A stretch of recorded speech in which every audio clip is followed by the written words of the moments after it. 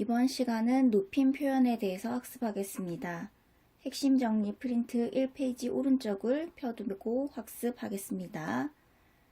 첫 번째 개념, 높임법이란 말하는 이가 어떤 대상에 대하여 높임의 태도를 나타내는 문법 기능을 말합니다.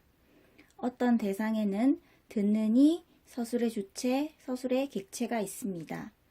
높임의 태도는 그 대상에 대해 높고 낮은 정도를 구별하는 것을 말합니다. 다음으로 높임 표현의 종류에 대해서 알아보겠습니다. 높이는 대상에 따라 세 가지로 나눌 수 있는데요. 첫 번째, 주체 높임. 서술의 주체를 높이는 방법입니다. 서술의 주체는 주로 문장의 주어로 나타납니다. 예를 보시면 선생님께서 오신다, 아버지께서 이야기를 들려주셨다 에서 주어 선생님, 주어 아버지를 높이고 있다는 것을 알 수 있습니다.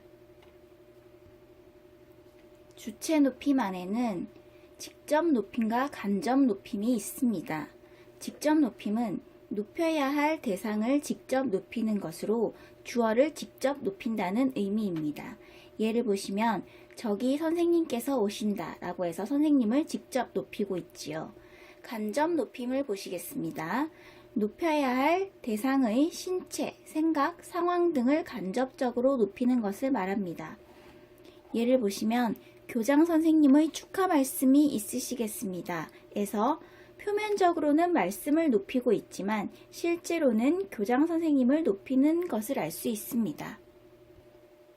두 번째로 객체 높임입니다. 서술의 객체를 높이는 방법인데요. 서술의 객체는 주로 문장의 목적어나 부사어로 나타납니다. 예를 보시면 과일을 큰아버지께 가져다 드려라. 내일 할머니를 모시고 병원에 다녀오렴. 에서 부사어 큰아버지, 목적어 할머니를 높이기 위해 사용했다는 것을 알 수 있습니다. 다음으로 상대 높임입니다. 말하는 이가 듣는 이에 대해 높이거나 낮추어 말하는 방법입니다. 예를 보시면 듣는 이인 선생님과 친구에 따라 종결 어미가 다르게 사용되었다는 것을 알 수 있습니다. 상대 높임은 국어 높임법 중 가장 발달한 높임법입니다. 이제 실현 방법에 대해서 알아보겠습니다. 주체 높임의 실현 방법은 첫 번째로 주체 높임 선어말 어미 시를 사용합니다. 서술어에 선어말 어미 시를 붙이는 것입니다. 예를 보시면 보신다, 오셨다와 같이 사용할 수 있습니다. 두 번째, 높임 주격조사 깨서를 사용하는 것입니다.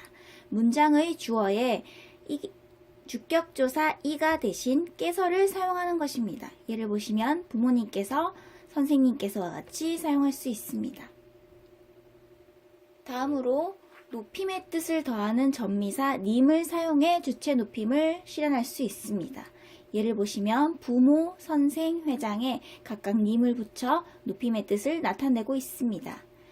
다음으로 특정 용언, 높임의 의미를 지닌 특수 어휘를 사용하여 주체를 높이는 것입니다. 예를 보시면 계시다, 잡수시다, 주무시다, 편찮으시다 등이 있습니다. 객체 높임 실현 방법에 대해서 알아보겠습니다. 높임 부사격조사 깨를 사용합니다. 문장의 부사어에 에게 대신 깨를 사용합니다. 예를 보시면 할머니께, 어른께 등과 같이 사용합니다. 두 번째로 특정 용언, 높임의 의미를 지닌 특수 어휘를 사용하여 객체를 높이는 것입니다. 들이다, 여쭈다, 모시다, 뵙다 등이 있습니다. 다음으로 상대 높임 실현 방법에 대해서 알아보겠습니다. 상대 높임은 문장의 종결 표현으로 실현됩니다. 상대 높임은 국어의 높임법 중 가장 발달한 높임법이라고 했습니다. 그래서 여러 가지 종결 표현으로 사용이 가능한데요. 먼저 격식체와 비격식체를 나눌 수 있습니다. 격식체란 예의를 갖춘 말투를 의미하고 비격식체란 자연스럽게 사용하는 말투를 말합니다. 격식체 안에 또 네 가지가 나뉘는데요. 하십시오체, 하오체, 하게체, 해라체, 그리고 비격식체 안에 해요체와 해체가 있습니다.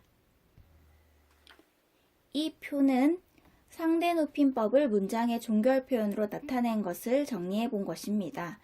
평서문, 의문문, 명령문, 청유문, 감탄문에 각각 어떤 식으로 사용되는지 예시를 볼 수 있습니다.